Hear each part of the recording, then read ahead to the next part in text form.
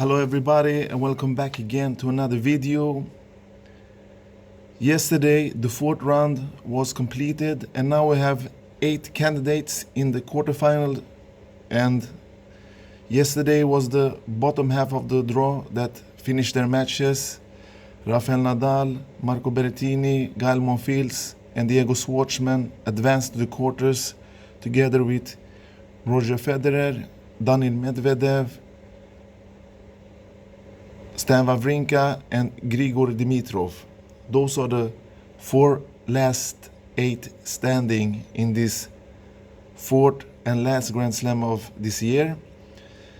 And yesterday we saw some good tennis, and I'm gonna start talking about a little bit about those matches. And to begin with, I would like to lift up the Marco Berrettini performance against Andrei Rublev. As we all know, Rublev have played solid the last couple of weeks. He beat Roger in Cincinnati and he made a good performance there before losing to his Russian teammate Daniil Medvedev in 2 straight sets, if I can remember correctly. And he upset Nick Kyrgios in the last round in 3 straight sets, and the expectation on him was high on this match. He was the overwhelming favorite, but as we all know, if you have followed, Berrettini has a huge serve and a great baseline game to be that tall, and he's a little surprise, but draw is getting like that when the top seed make early exits in the tournament and they leave room open for the lower ranked players to maybe do the best performance in a Grand Slam event if they're not super talented and the next top player that we're gonna see. But anyway, Marco Berrettini impressed me yesterday because he won his 3 straight sets. He took the command early in the match and was the much better player through the match. He made more winners, but he also made more unforced errors. But all in all, he knew exactly how he was going to play to beat Rublev, because we all know Marco Berrettini have a combination of slice backhand and flat backhand, spice it up with a super solid forehand and one of the best serves on tour when his first serve is on play. And he's not afraid of changing his game style under the game. And he take a risk, he makes tactical changes, and he looks very mature on court, though he's a very young guy. And he made a good grass court season where he won in Stuttgart and lost to Federer in the semifinals of Halle. And then he had, I think, an early exit in Wimbledon. I forgot who he lost to and in which round, but anyway, he's looking very good and he has a good chance of beating Gael Monfils, who is his quarterfinal opponent. And that match is, I would say Monfils is a slight favorite in that match because he's been around more, he's starting to get more consistent, especially this year, but he has fallen off from the grass court season also. But Gael Monfils is, what I can tell you now, a better shape of Nick Kyrgios. Not with the serve, of course, but the game, it's similar. They are both artistic, they do the unexpected. They are like, what do you say? When you pay tickets for tennis, you want to see guys like Monfils, Kyrgios, and Roger tennis, because they perform. You will get value for your money when you see those guys play. And Gael Monfils, who is a solid baseliner, he has a huge game. He can hit winners from both forehand and backhand. He's solid on net. His serve is okay. He has every tool in his box. He's capable of threatening the big three, but occasionally that always happens in not in Grand Slam, in lower tournaments, and that's Gael Monfils in a nutshell. He's too much inconsistent to compete for Grand Slam titles and even Masters. He can do a couple of matches back to back, but not more than 3 or 4 or 5. That's has been significant through all his career, my friends. And that's why he's not gonna be just the entertaining guy that has made a little bit change in his game style. He's more solid. He doesn't.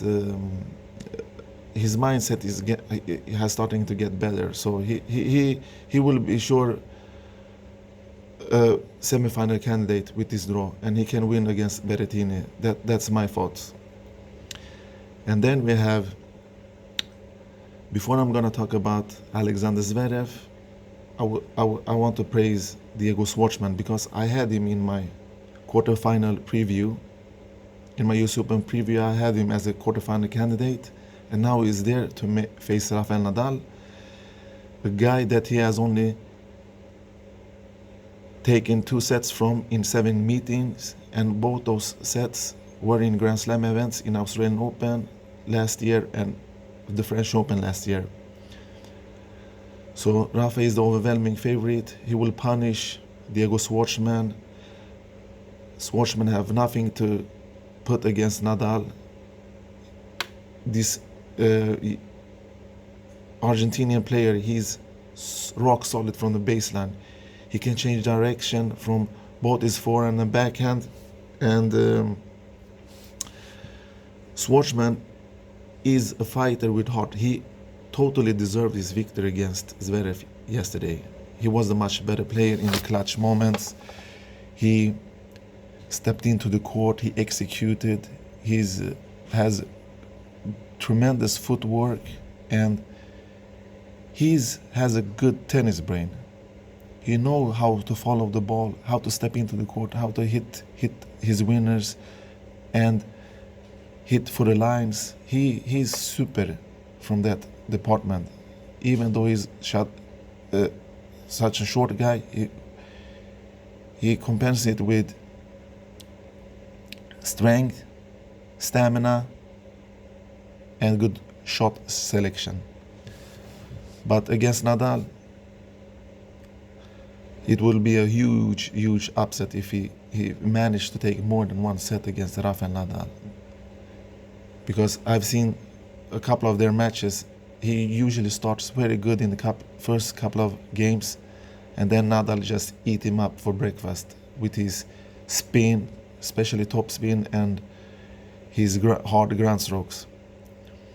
All right, Zverev, what can we say about him that have never been said before? Super potential. I saw him when he came up when he was 70 years. I saw him in a clay court tournament. I forgot where it was.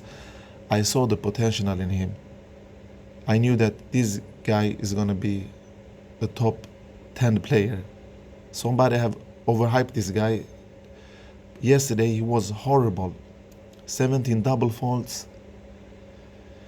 His mindset, he put his head down in the critical moments.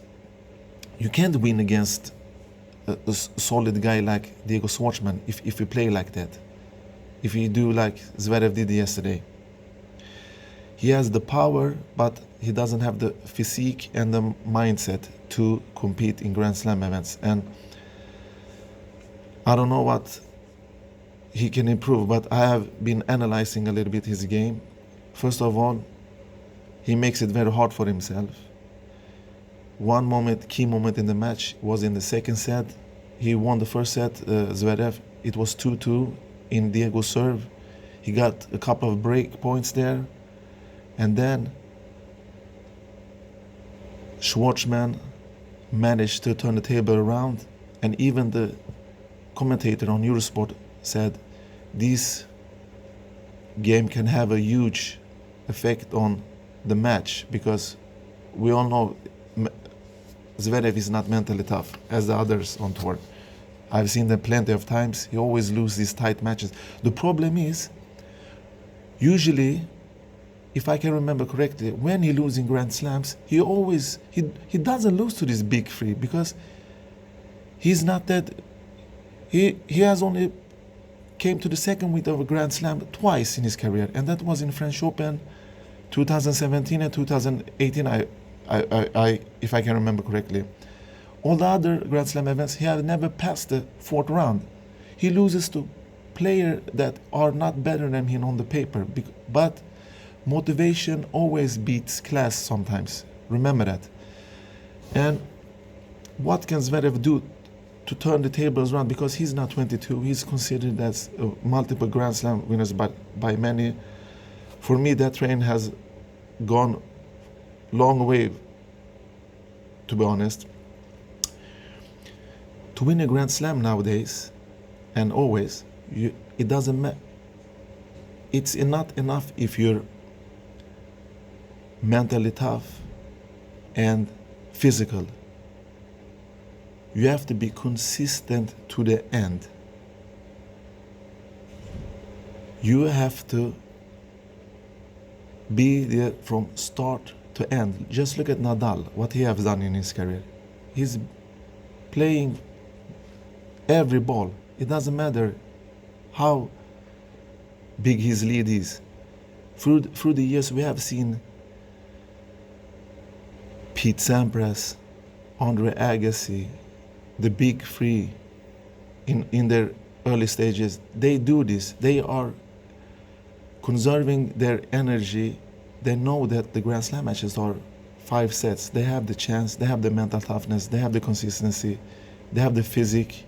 That's why they succeed. That's the difference.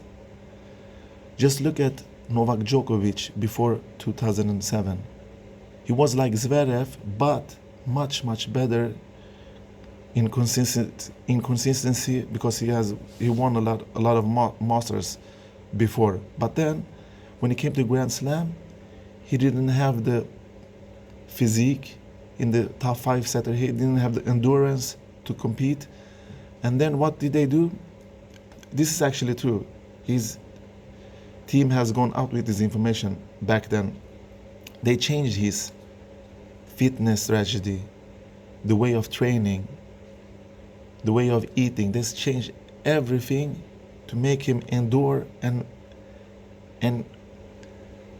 fight in these tough 5 sets matches that are acquired in Grand Slams. And we all know what happened with Novak after that. In 2010, we started to see the transformation from this top guy to super tennis player that we see today, the most complete in every aspect of the game, almost every aspect of the game. And that's something Zverev have to think about, because he has to play more consistent, more tournaments. He has to know his body, he has to change the mindset, he has to learn the tricks in the book.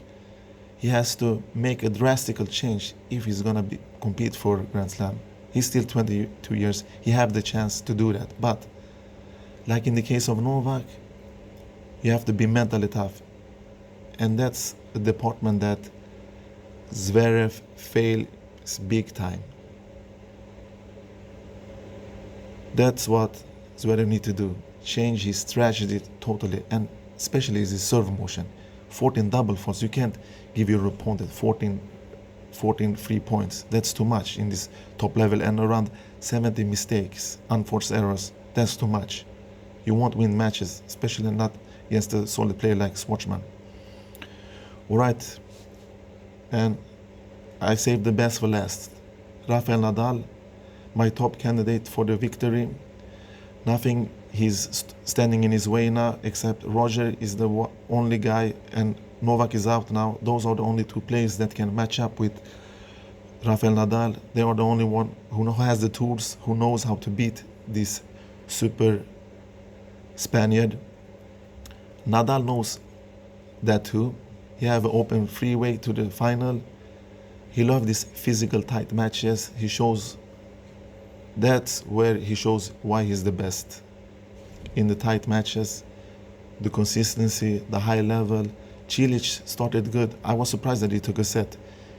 But after those second set loss for Nadal, you saw the fears, the anger, the motivation, the dedication. You saw everything that is Nadal.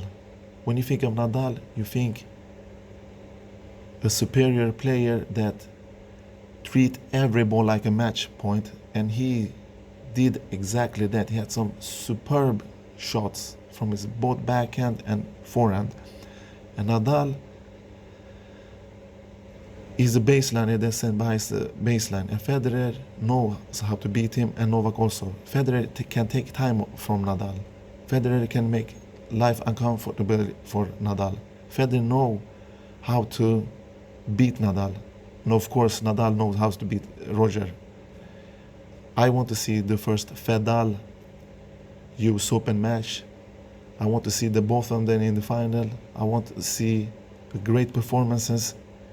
But if they reach the final, if you look at the draw now, Roger has some tough nuts to crack. He has Dimitrov, and then maybe one of Wawrinka and Medvedev in the semifinals, so he has a little bit harder road. So if he can get 2 matches where he doesn't have to go to a 5th set, he will have energy for Nadal, and then we will probably see a superb match. But all in all, from the 4th round, Roger impressed me most. Nadal impressed me also. The Italian dude Berrettini impressed me also. Schwartzman, I knew he was going to reach the quarters, but that was a wild prediction because I changed my prediction during this preview video from Kachanov to Schwartzman. But Schwartzman have nothing to take from Nadal, and Nadal will probably go to the semifinal, maybe in 6 straight sets, or maybe lose maybe 1 set on his way to the final. But we have to see about that. All the matches starts and everybody have the same opportunity to cause damage or win and do something about it.